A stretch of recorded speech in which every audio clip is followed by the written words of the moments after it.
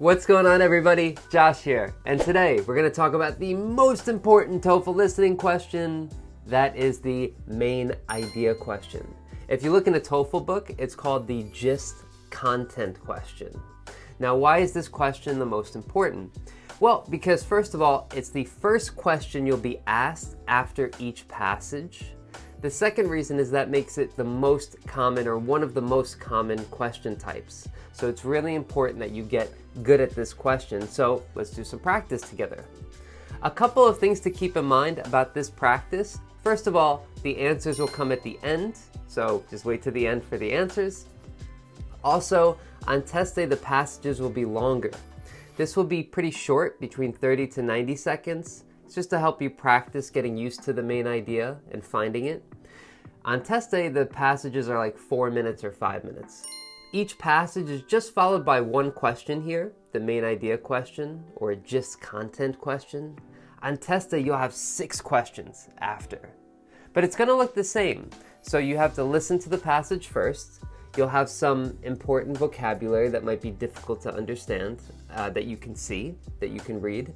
And then after the passage is done, you get the questions. So it's just like on the test, but just one question instead of 6 questions. So these are only academic passages. On test day, in the listening, you have 2 conversations and probably 3 or 4 lectures. Here, we're just doing the lectures, and they're shorter. Another thing is that you are in control of your time on test day. Here, you're going to have just 30 seconds to answer each question, but on test day, you can take 5 seconds or you can take a minute. It's up to you. Also, check out tstprep.com.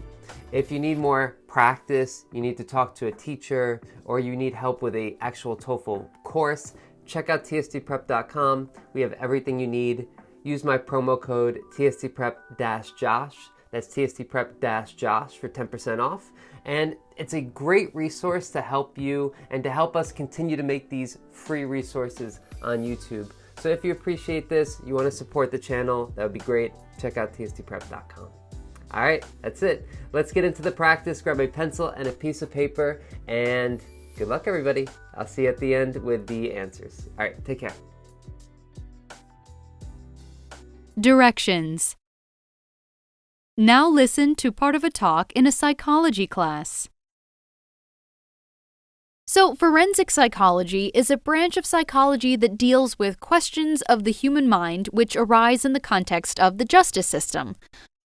For example, forensic psychologists will assess a person's competency to stand trial, assess the state of mind of a defendant, act as consultants on child custody cases, consult on sentencing and treatment recommendations, and advise on issues such as eyewitness testimony and children's testimony.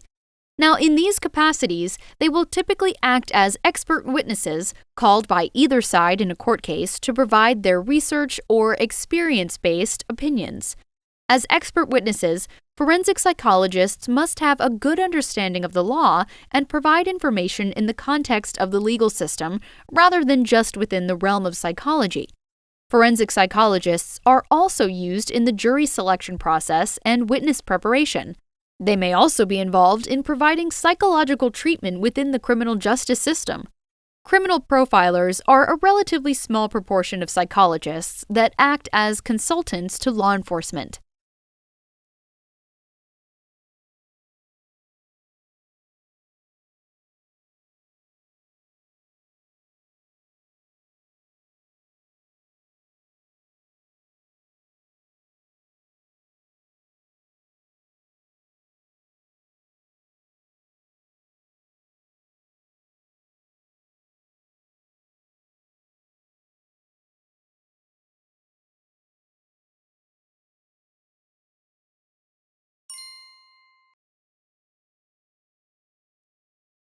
Directions.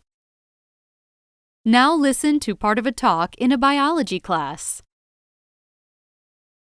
So, scientific knowledge is advanced through a process known as the scientific method. Basically, ideas, in the form of theories and hypotheses, are tested against the real world, in the form of empirical observations, and those empirical observations lead to more ideas that are tested against the real world, and so on and so on. In this sense, the scientific process is circular. The types of reasoning within the circle are called deductive and inductive. In deductive reasoning, ideas are tested against the empirical world, and inductive reasoning, empirical observations lead to new ideas. These processes are inseparable, like inhaling and exhaling, but different research approaches place different emphasis on the deductive and inductive aspects. In the scientific context, deductive reasoning begins with a generalization, one hypothesis that is then used to reach logical conclusions about the real world. If the hypothesis is correct, then the logical conclusions reached through deductive reasoning should also be correct. A deductive reasoning argument might go something like this. All living things require energy to survive. This would be your hypothesis. Ducks are living things, therefore ducks require energy to survive. That's your logical conclusion. Now, scientists use deductive reasoning to empirically test their hypotheses. Returning to the example of the ducks, researchers might design a study to test the hypothesis that if all living things require energy to survive, then ducks will be found to require energy to survive.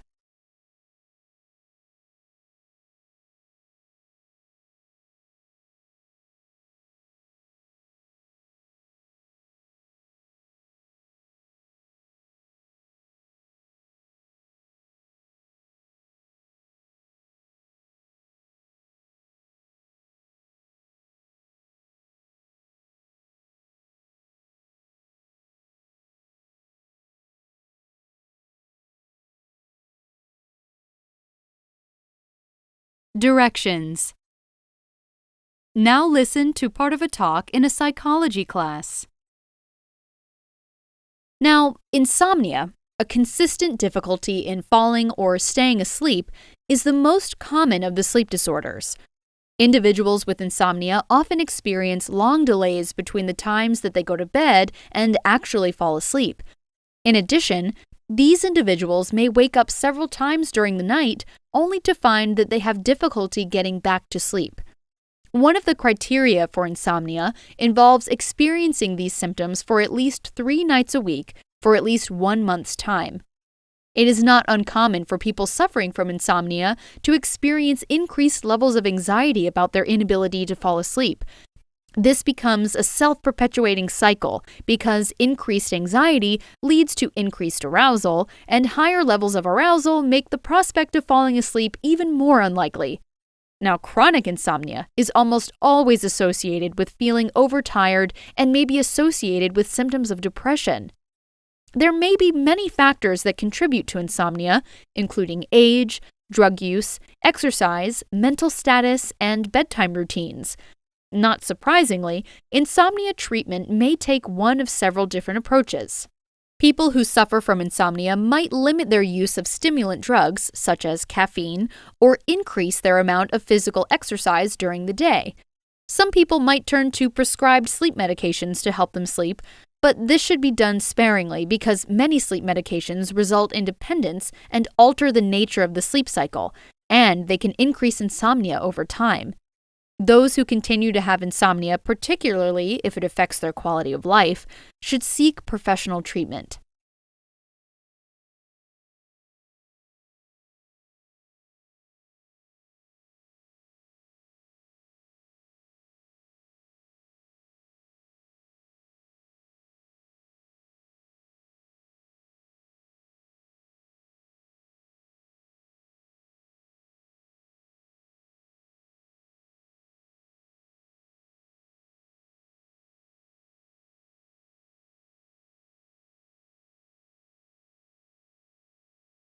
Directions. Now listen to part of a talk in a psychology class.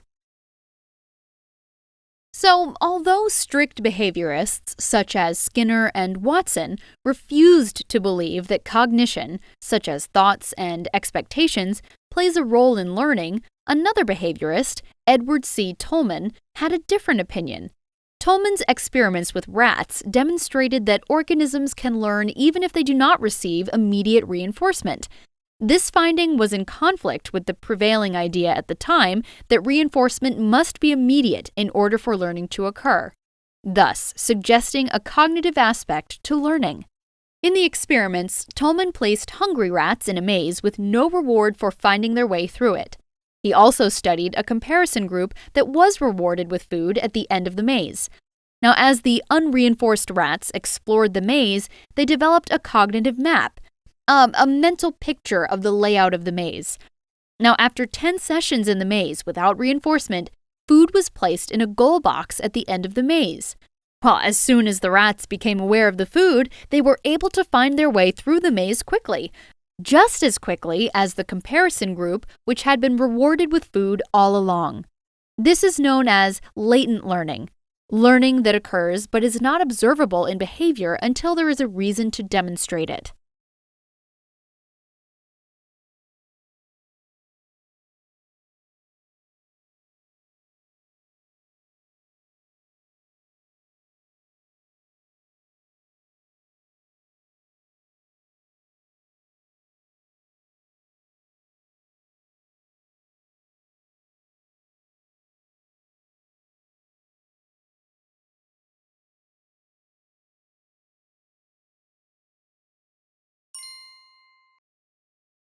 Directions.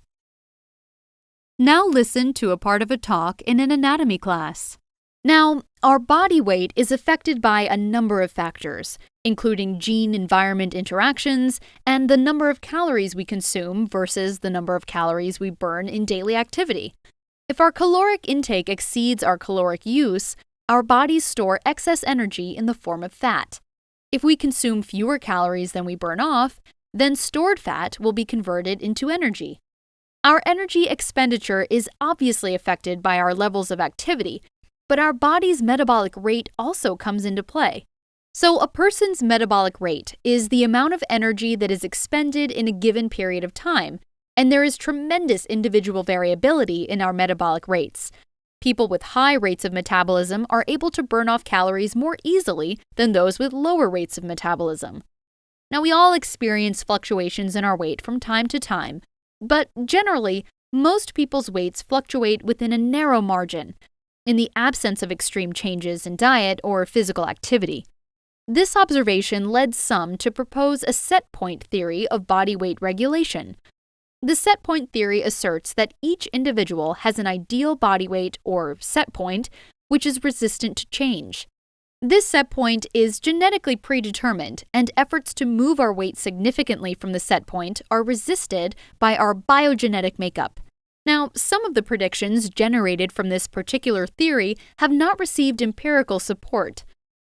For example, there are no changes in metabolic rate between individuals who had recently lost significant amounts of weight and a control group.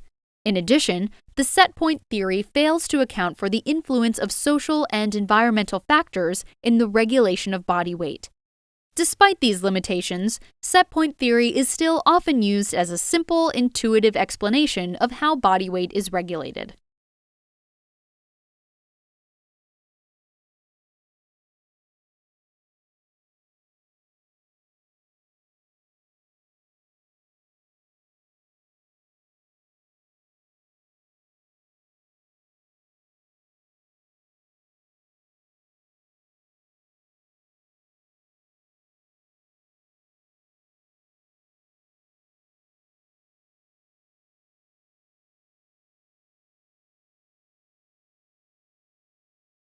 Directions.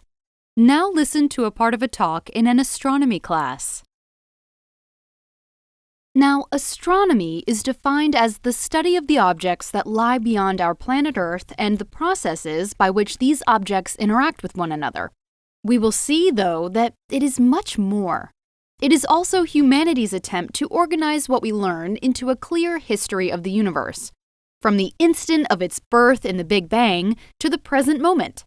Now, in considering the history of the universe, we will see again and again that the cosmos evolves. It changes in profound ways over long periods of time.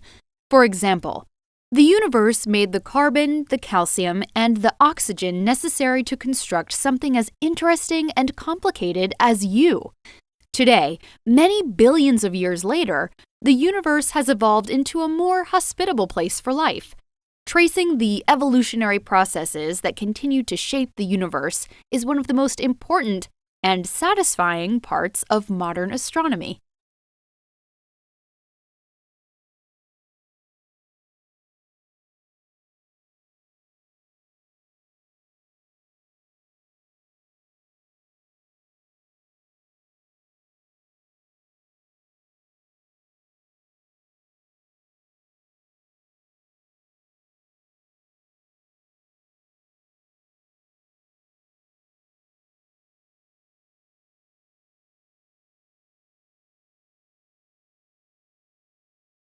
Directions.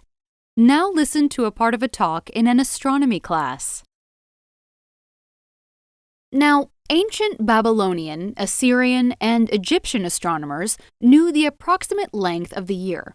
The Egyptians of 3,000 years ago, for example, adopted a calendar based on a 365-day year.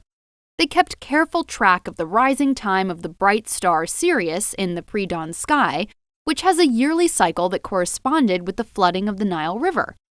Now, the Chinese also had a working calendar. They determined the length of the year at about the same time as the Egyptians. The Chinese also recorded comets, bright meteors, and dark spots on the sun. Later, Chinese astronomers kept careful records of guest stars, those that are normally too faint to see but suddenly flare up to become visible to the unaided eye for a few weeks or months. We still use some of these records in studying stars that exploded a long time ago.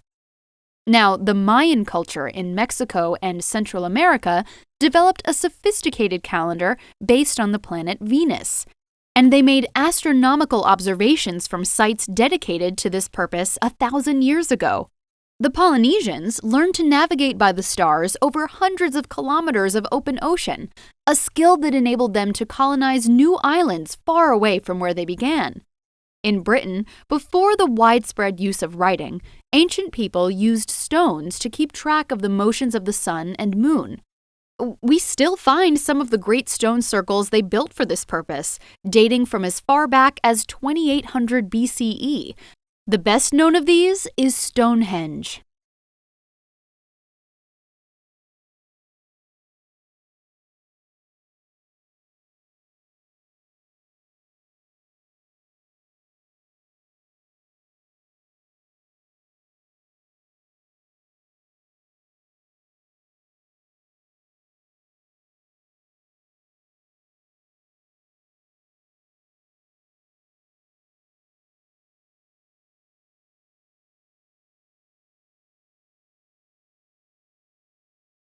Directions.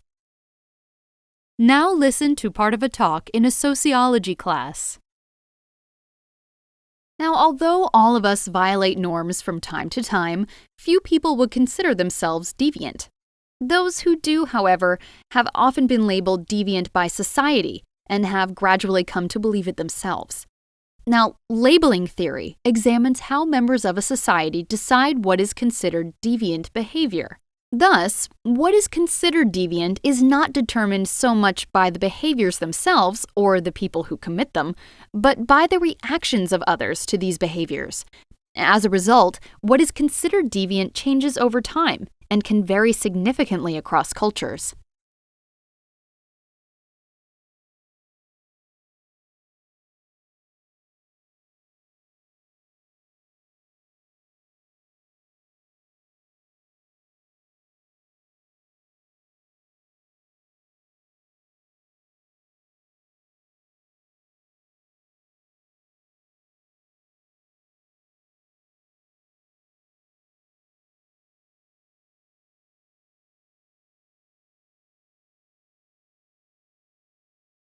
Directions. Now listen to part of a talk in a sociology class. Cold War terminology was developed during the Cold War era, 1945 to 1980. Now, familiar and still used by many, it involves classifying countries into First World, Second World, and Third World nations based on respective economic development and standards of living. When this terminology was developed, Capitalistic democracies such as the US and Japan were considered part of the First World. The poorest, most underdeveloped countries were referred to as the Third World and included most of sub-Saharan Africa, Latin America, and Asia. The Second World was the in-between category, nations not as limited in development as the Third World, but not as well off as the First World, having moderate economies and standard of living such as China or Cuba. Now later, sociologist Manuel Castells added the term Fourth World to refer to minority groups that were denied a political voice all over the globe.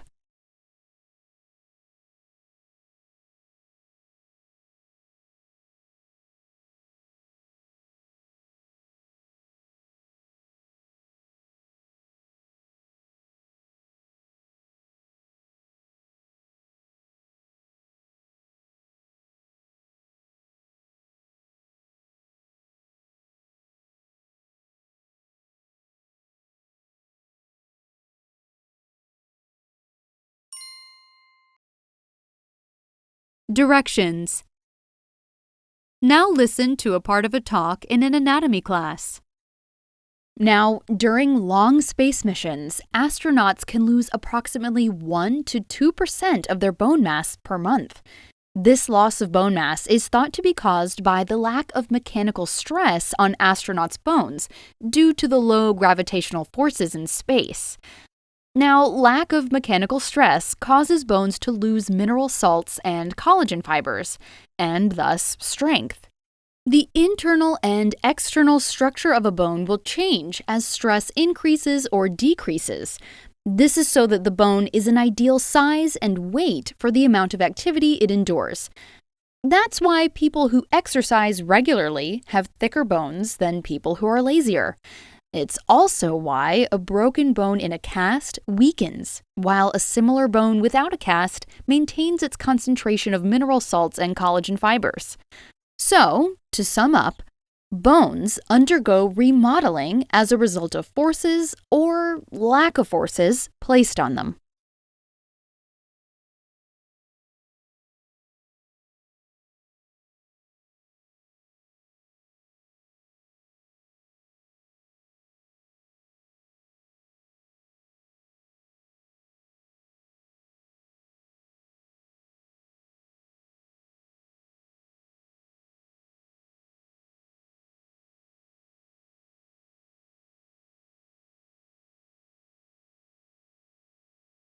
All right, good job making it to the end. Let's go over the answers. I'm actually going to make a separate video that I'm going to link in the description below that explains the answers in a bit more detail. Here I'm going to go pretty quickly, just because some people just want the answers and just want to move on with their life. But if you want more explanation, check out the link in the description below to a separate video. And so here are the answers. Question 1, the answer is A. I've also highlighted in red some of the problems with the wrong choices, and I also wrote here, like too specific, if it's too specific. So you can look at that if you need some explanation. Again, check out the link in the description if you want more explanation. Number 2, the answer is D, using the scientific method to do deductive reasoning-based research. Number 3, the answer is C, characteristics and causes of insomnia. Number 4, or lecture 4. What is the professor mainly discussing? The answer is A, the discovery of latent learning and how it conflicted with behaviorist theory. Number 9, what is the main topic of the lecture? Number 5, what is the main topic of the lecture? The answer is C, an explanation of body weight and a theory as to how it is regulated. So that's number 5. Number 6, the answer is A. What is the professor mainly discussing? The study of astronomy and how the universe continues to evolve. Moving along. Number 7, what is the main purpose of the lecture? The answer is C, to illustrate the various ways of ancient civilizations develop their given calendar.